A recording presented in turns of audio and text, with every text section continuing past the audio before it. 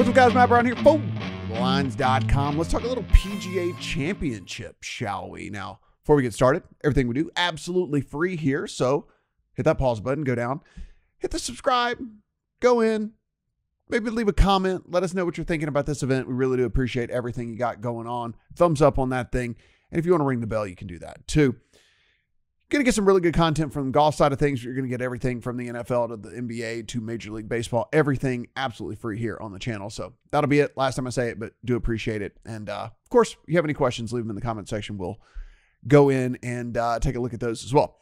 The very best over on thelines.com, in my personal opinion, of these preview articles that come out on the internet is written by John Hasselbauer. It is found on thelines.com. It's absolutely free, so you can find it right here. Just go over and you can see, you can get the search for John's name, or you can just go in and go to odds and just go to golf, and you can see right here, and it'll have all these things. But I mean, full breakdown here of everything that you are going to need to know about this course. I'll give you the quick and the dirty. If you want anything far more in detail, then you can head over to John's article here. But first and foremost, listen, it is the PGA Championship at Oak Hill in Rochester, New York. This is a par 70, but nearly 7,400 yards. So long course. It's going to be hard. Scoring is not going to be very good in this one. Water comes into play on several holes. There's a creek that runs through, so that's going to, be a part of everything. The rough is rough from the get-go and rough in the middle as well. So like, unlike where we see some of these tournaments where the rough gets gradually worse, if you're 1 yard off or if you're 20 yards off, you're going to be hitting out a super thick rough. If you want to take a look on the internet, you can just kind of Google some of the guys that have been walking on the course out there, drop balls, and you can see how far it sinks into the grass. And so it's going to be brutal when it comes to that. The greens, bent greens, and they're about 4,500 square foot on average, which is below tour average as well. Course history, don't worry about it. Don't go in and look up course history for this thing at all. Last time we saw this course was way back in 2013, as it was anyway, and it has been an absolutely, completely redone course over on Sirius XM PGA Tour Radio. Jason Ballard, he is the club's head golf professional, and a quote that he had this week just said, basically the only thing that's the same is that it's a par 70. So that's kind of where we are with all this. Rebuilt the greens, rebuilt a lot of the bunkers out there, took out like 600 different trees. I mean, it's just a completely different course. So don't really worry about course history when it comes to this at all. So you can get all of this stuff over here that John likes as well. So be sure and take advantage of that. We also have Tyler Duke goes in and he kind of power rates the field as well. So you can catch that article over on thelines.com. And then, of course, my favorite feature, odds golf. Just click on that. And when you do, you'll come here. You can use your state as a drop down, but you can compare the odds. And as we know, shopping around so incredibly valuable, as you can see, just if even as much as betting the favorite here in the tournament, 650 all the way to 750, the biggest difference here when it comes to Scotty Scheffler. So you can see the top of the board. Guys, I am not starting with any of these guys at the top of the board. I ran the models, as you would imagine. They're all at the top, right? I mean, it's going to be Rahm or Scheffler in every single version of every model that you run, pretty much at the top. It's just, that's how good that both of these guys have been.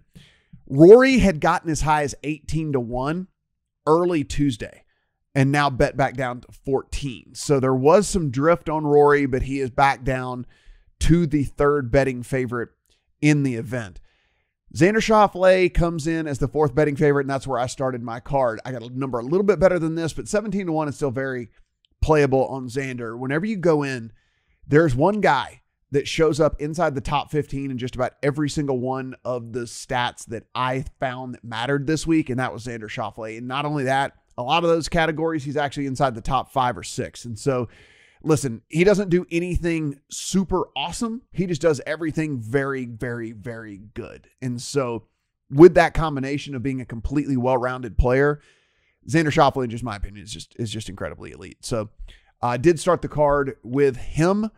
As we go down, you can see Cantlay gotten a lot of action here. He was in the mid-20s.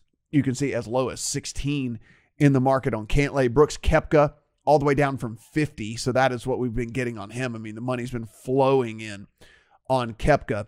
Tony Finau, pretty popular bet as well. He was up in the high 20s all the way down. You can see as low as 20. Dustin Johnson taking a bunch of money as well. Of course, Jason Day after the win last week, he also a very popular golfer.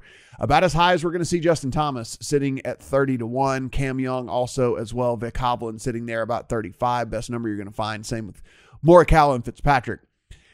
Next guy on my card, which is pretty interesting in this, is Sungjae Im. Sungjae Im you can find here at 35 at DraftKings, and I think this is FanDuel as well, or Caesars, yeah.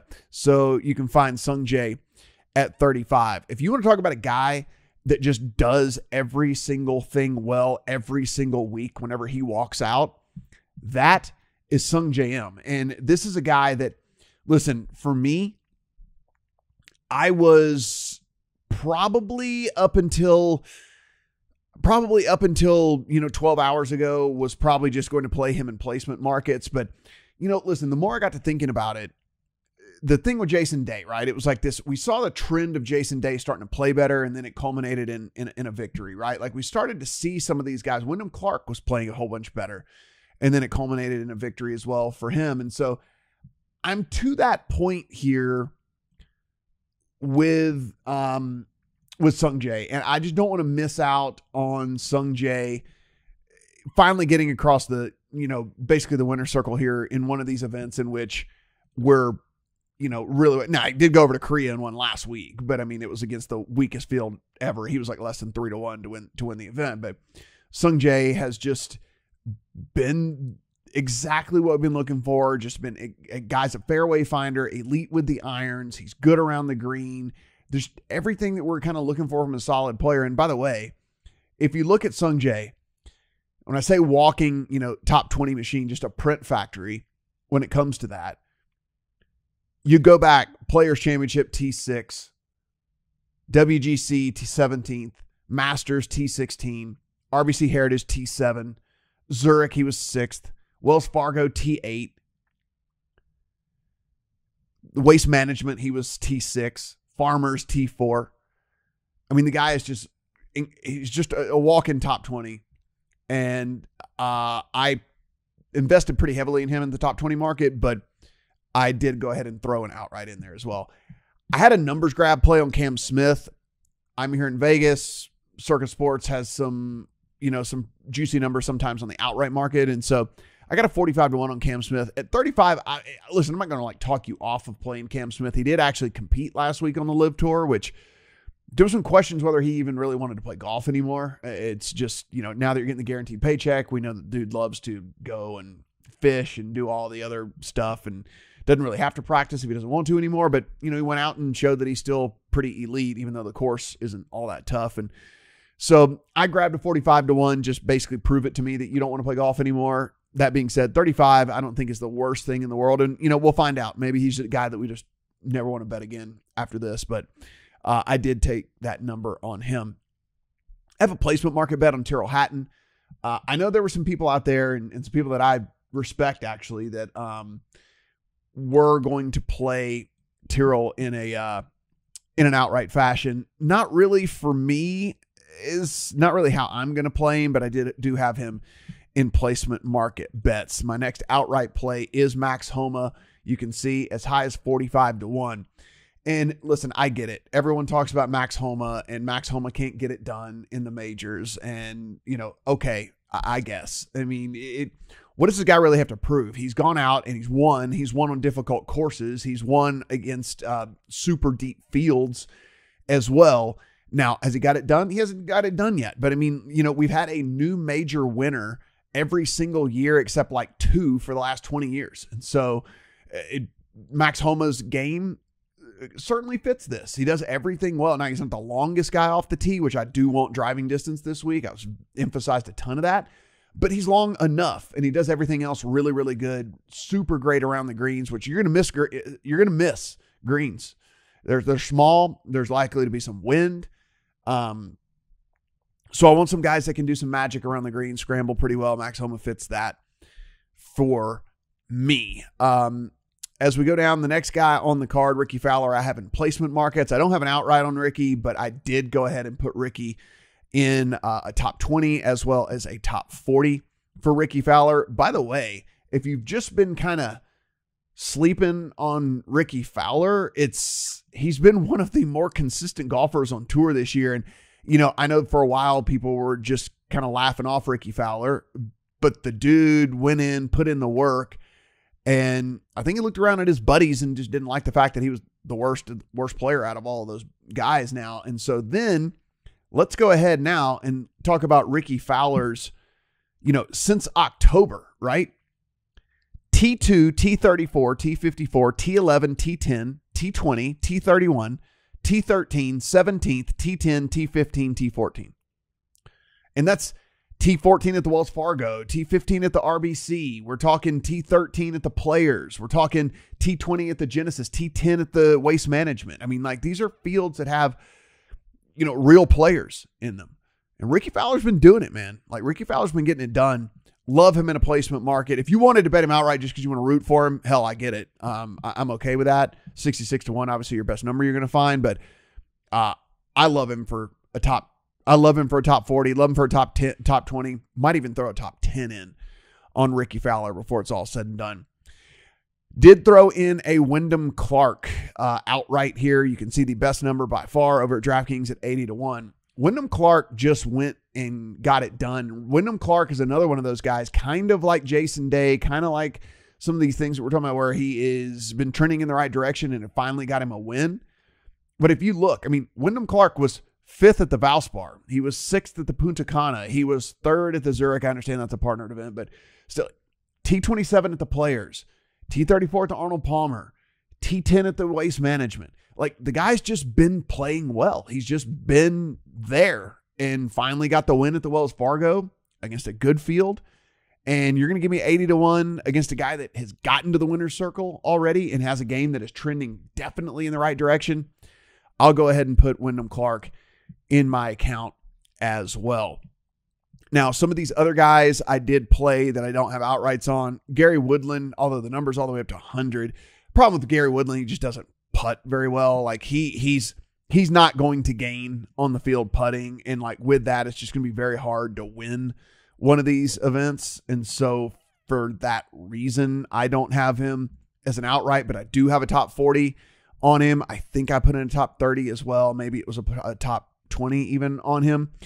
I think that there's a decent chance that we look up and Gary Woodland is, at least in the mix or something like that. As far as the outright card continues, I do have Taylor Moore on the outright. You can find him as high as 175-1 out there. Another guy that has won on tour this year. Another guy that when I ran all these models in which I, put in all the stats that I really love, was inside the top 25 in a whole lot of them.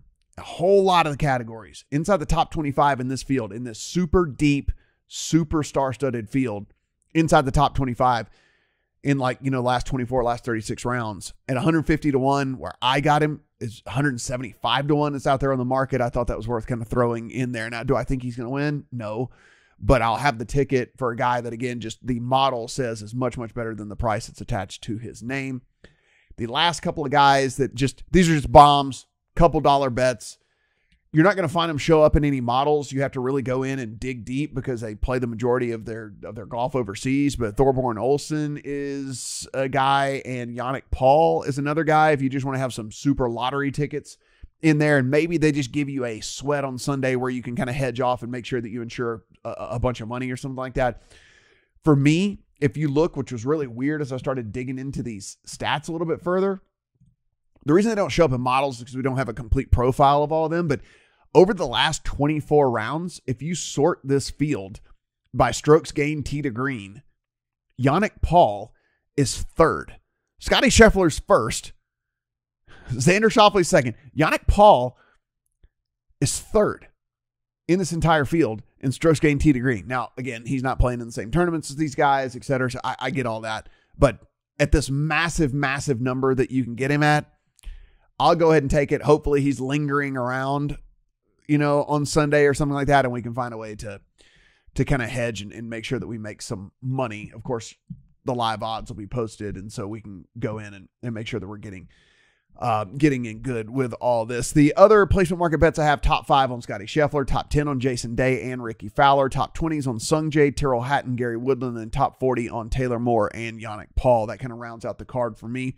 Outrights: Xander Schauffele, Tony Finau, Sung Jae M, Max Homa, Cam Smith, Wyndham Clark, Taylor Moore, and then just the bombs. I mean, you can kind of consider Moore a bomb too at 150-1. Olsen and Paul, as well as my bombs as we go in on all that. But again, you can see right here, guys, just you compare all the odds, it's going to be massively different. I mean, again, not that you're playing Victor Perez, but the difference between 250-1 and 400-1 obviously is pretty massive.